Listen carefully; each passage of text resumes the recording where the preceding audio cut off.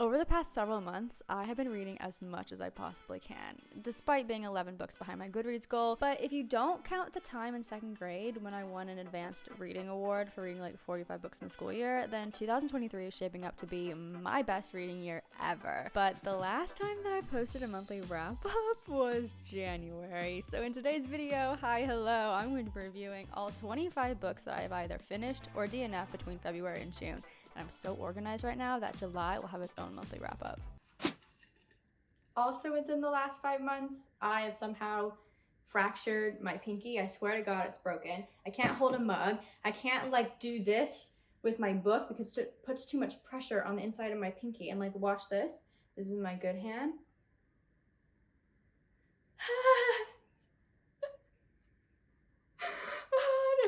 It hurts so badly. Hi.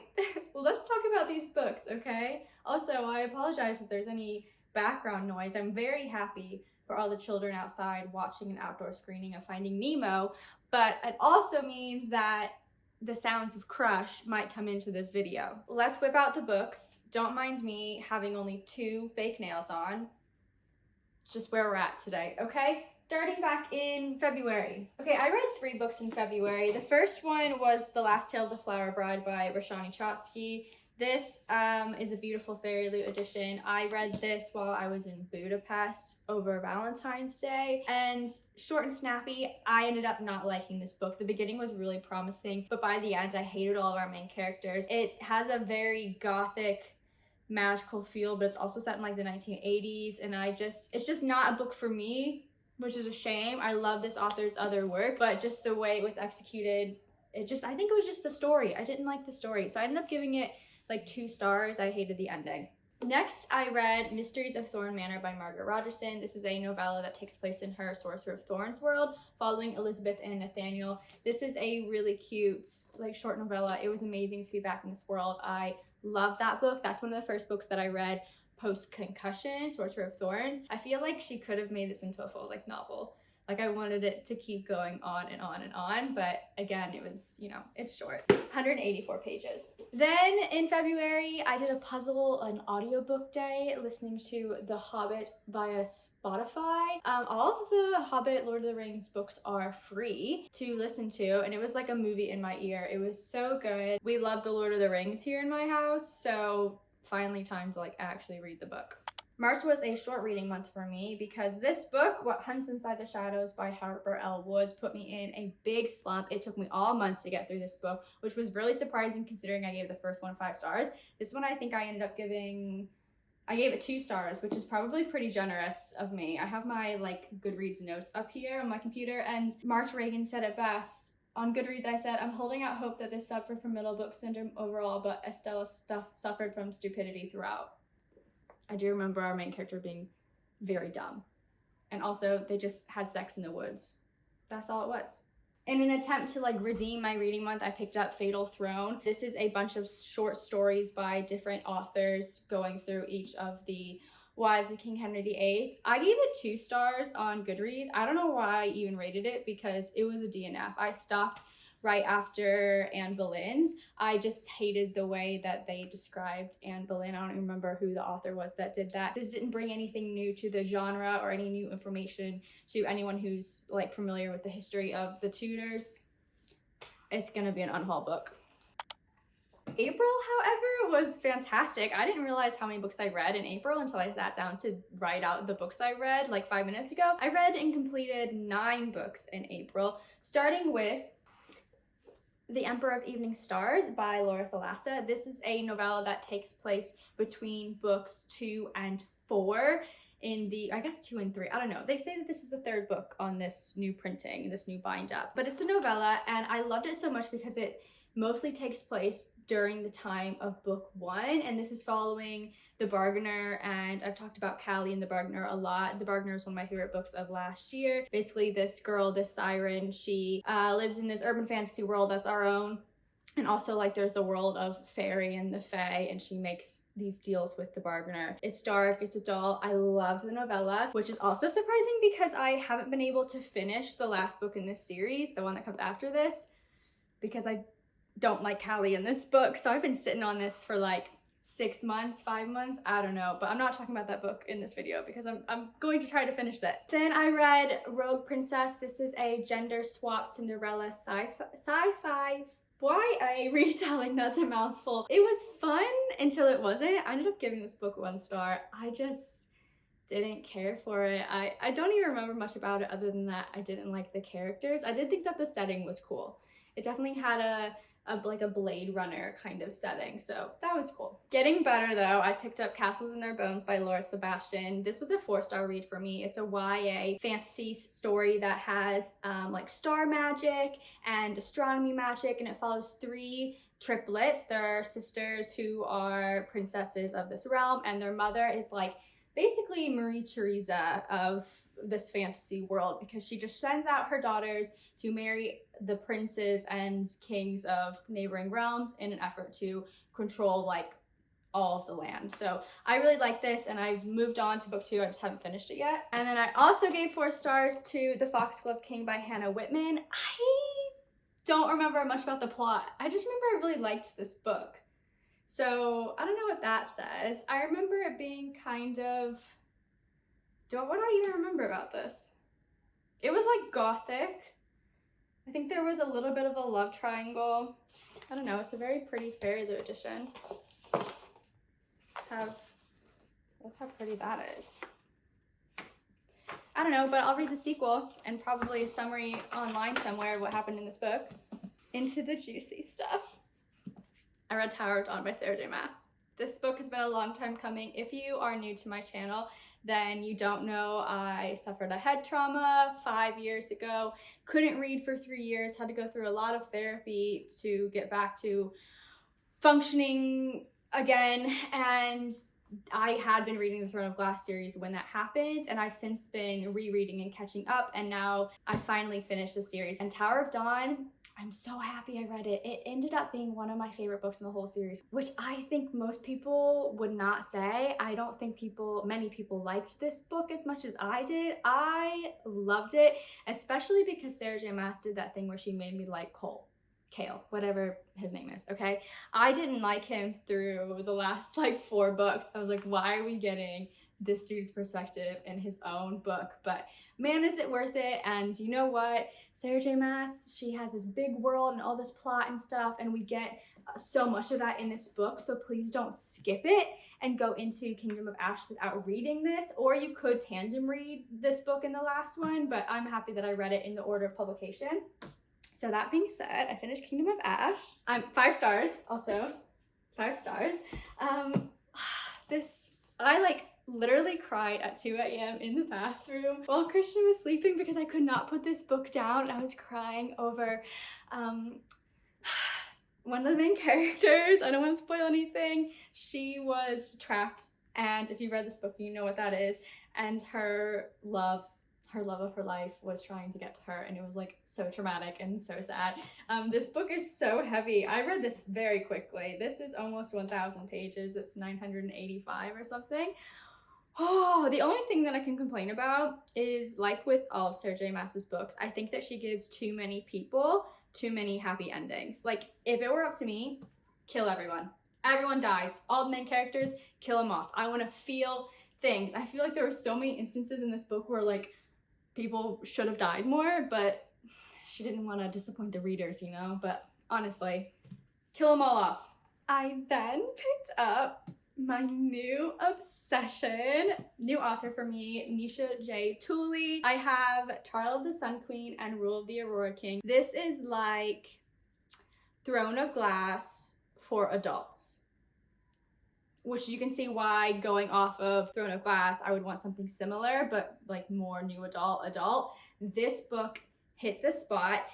It feels like a comfort read, but it also is unique. Like, it has its own thing going for it. I loved all the characters. I really loved book 2. It has a little bit of our favorite tropes in there, enemies to lovers, you know, some fated situations. It has a deadly magical competition. It has like a bachelorette setting at a castle. Very cool. Fate of the Sun King, I think is what it's called, is coming out this fall.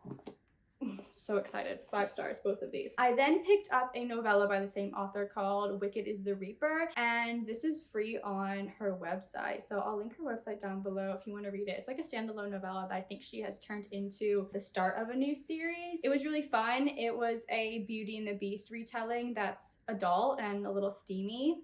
It was probably one of the best novellas I've ever read. Like, it had a full plot line in there with like good character development and like a little bit of world building, so I couldn't complain. I gave that one 5 stars. Oh, and then I also listened on audio Tom Felton's new biography, Beyond the Mayhem, like magic, whatever it's called. I'll pop the cover up on the screen. That was so much fun to listen to. I think I listened to that in like 2 days while working at home. He just like has a very good way of sharing his life story, and like I loved all the behind the scenes tidbits of he and Emma Watson's relationship, of filming the Harry Potter movies. Those are such a comfort for Christian and I. We have watched 4 of the Harry Potter movies this week alone. Like, we watch them probably once a month. Like, at some point we're watching a Harry Potter movie. Moving into May, I have another 3 books to talk about. I think I actually read Wicked is the Reaper in May, but I don't know. It doesn't matter. I picked up one of my most anticipated releases, Bewitched by Laura Thalassa, and boy oh boy was I disappointed. This felt like it should have been something that I loved. It's about a witch who wakes up this ancient demon, this ancient god. I think he's like from Mesopotami or something, like, I don't know, like a real civilization from like thousands of years ago, like ancient Egypt time, okay? She goes to this witch coven academy. It's like Harry Potter, Hogwarts for witches. It was really cool, but this urban fantasy did not deliver because there were so many gaping plot holes, and like the love development. I think what Laura Thalassa is trying to do is to get us to dislike Memnon, the love interest, but he's not likable anyway. So I don't know how this is going to be redeemed in book 2. I gave this one a generous 2.75 stars. And then my next obsession, I've read a lot of good books this year. You know what it is. You've seen it around, Daughter of No World, and then it sequeled Children of Fallen Gods. This is the War of Lost Hearts series. I have the 3rd one down below. It's a trilogy. These babies, I also cried. Tisana is one of the best female protagonists I've ever come across. She's so well written. She's so developed. The love that these characters have for each other feels very real. It feels like something that could happen. It wasn't like a fated mates destined to be together, you know, fairy smut kind of book. It was like they fell in love by mutual respect and then an understanding for each other, and then like having to go through difficult situations with each other and supporting each other. Like, oh, it's so good. And the world building and the plot and everything is just amazing. I didn't know much about this book going into it, so I don't really want to say anything else. Just pick up book 1, and I need to finish book 3. I know I'm putting it off because I don't want it to be over. 5 stars. And then right before I went to America, I tried to read King of Wrath by Anna Huang. This was on my Do or Die series challenge that I gave myself for 2023. And this is the only book that I've read from that series of 23 series to try to read in 2023. So you can see how that's going for me this year. And I DNF'd it about page 75. I haven't talked about this book on my channel, but I don't think billionaire contemporary romances are for me. I thought the plot was really dumb because the whole thing is that she's this heiress and she has to marry someone her family picks out for her to obtain her inheritance. But it doesn't make sense because she like owns and runs and is the president of this like luxury events company. So she's already like making millions on her own. Like, she's an independent girly. Why do you have to marry this billionaire boy that you don't like so that you don't get written out of your parents' will? Like, you're fine. You're fine. Okay? I didn't like it. Also, the smut was too soon, too quickly. I gave it to Christian to read for a laugh, and he can't get over the fact that Anna Huang used the words he hissed in her ear. So sometimes he'll just come up to me and just go, "Sss." Yeah. Okay, the last month, June, here we go. First up is A Ruin of Roses by K.F. Breen. This is a dark, very sexy fae, magical creatures, goblins, fantasy, romance retelling of Beauty and the Beast. The thing is, I really enjoyed a lot of this book, but then it became too smutty. It was like page after page of just kind of BS, in my opinion, which is a tragedy because I liked the setting. I liked the situation that our character found herself in. It's really cool. Like, there's this plant that she has to like harvest in the moonlight because there's this curse killing off her village, and she like sneaks into this forest that she can't go into because the beasts will come in and like kill anyone who enters. But she like is very good at herbology. Is herbology like a real word, or am I just using Harry Potter terms? Okay, she's good at plants, and then she's like gets stolen away by him and taken to his castle where everyone has been in this enchanted like curse for a century, and there's like all this lust and parties, and like it's really interesting, but oh man, the characters, I couldn't support them in the end, so I don't think I'll be continuing on with this series, which is a shame. I think I gave it 2 or 3 stars. Then my friend Brittany from Britter Apple here on YouTube sent me a surprise book. We did a blind book swap exchange with each other, which was the best. And she ended up sending me this book, which I didn't know what it was while I was reading it. It was all covered up. It was Among the Beasts and Briars by Ashley Pottston. This is a really cute, like, just standalone fairy tale. The ending sets up for a sequel, but I don't think she's written a sequel. At least it feels like there should be a sequel to me. If you like fairy tale retellings like we both do, then this is definitely one to check out. I read Fourth Wing in June as well. I have a reading vlog on this. When I originally gave it 4 stars, and then I slowly dropped it down, and now, sitting here at the end of July, this is sitting at a 2.5 stars for me. There are so many plot holes in this book. The character development was off. I hated Violet's POV. If you've seen that vlog, then you're well aware. I liked Xaden. I liked how this book could have turned out. I didn't like the little yellow dragon. I thought it was strange that there were 2 dragons. If you know, you know. I haven't heard anyone talk about that. Am I the only one that like didn't like the baby dragon? Am I heartless? Possibly. I also, this whole enemies to lovers is like in true fashion enemies to lovers, because it really is that Violet is in lust with Xaden. She's not in love with him.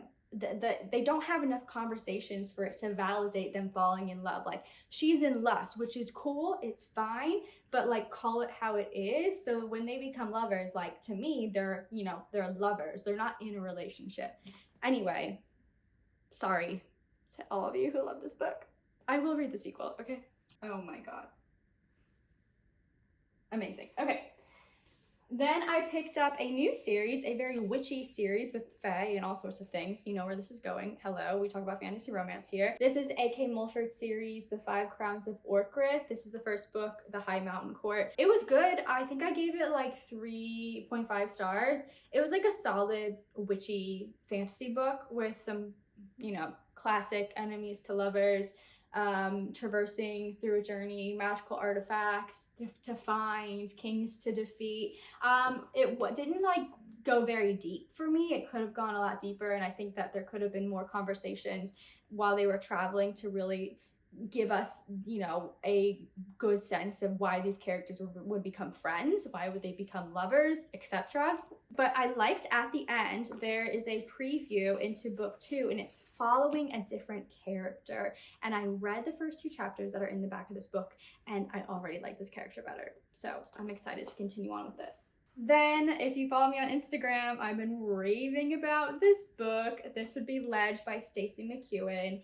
You can't really tell from the cover, but this is a fantasy romance book, and she is a fantastic writer. I think that she is very talented. I think that her plot development, her character development, her world development, the pacing, I think it's great. And I'm not gonna be talking about it in this video, but I did read an arc, A Proof of Chasm, which comes out in September, and I loved it just as much. So definitely check this one out. It follows this girl named Dawson, and she and her family are trapped on the ledge of a mountain. This is one to read in the wintertime because they are trapped in the snow year round, and I think it's like 4 times a year, these glacians, these like winged men and women come across and they scoop them up and they take them across the chasm, like where, like on the other side of the mountain, across the pit, and then they're never seen again. So I'm gonna leave you with that.